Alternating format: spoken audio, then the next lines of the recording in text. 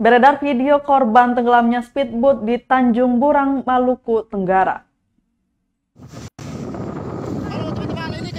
Sebuah video memperlihatkan situasi korban pasca tenggelamnya speedboat di kawasan Tanjung Burang, Maluku Tenggara, beredar di media sosial Selasa 22 Februari 2022. Video tersebut diunggah oleh akun Facebook Narkei Iqbal dengan keterangan Banda Eli. Dalam video tersebut terlihat gelombang yang sangat kuat disertai angin kencang di pesisir pantai. Terdengar sang perekam menginformasikan speedboat tersebut tujuan Banda Eli. Ponsel genggamannya itu menyapu pandangan ke arah para penumpang selamat dari kejadian nahas itu. Beberapa terlihat berdiri sementara penumpang lainnya duduk di pesisir pantai.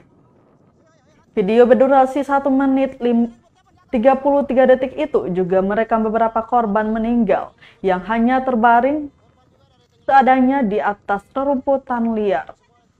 Bahkan salah satu korban yang terbaring tak bernyawa itu terlihat masih berusia balita.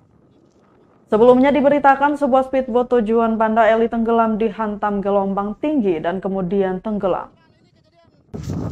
Ada speedboat tenggelam, speedline Banda Eli. Sekarang lokasi di bawah lampu, di bawah lokasi Menara Suar, Mensu Tanjung Burang. Hari ini hari Senin tanggal 21 Februari 2022. Ini kejadiannya siang hari ini. Itu ada speednya di laut, teman-teman. Itu juragangnya. Ada di atas.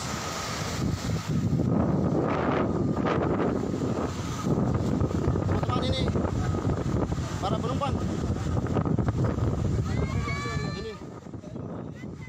Terima kasih sudah nonton. Jangan lupa like, subscribe, dan share ya.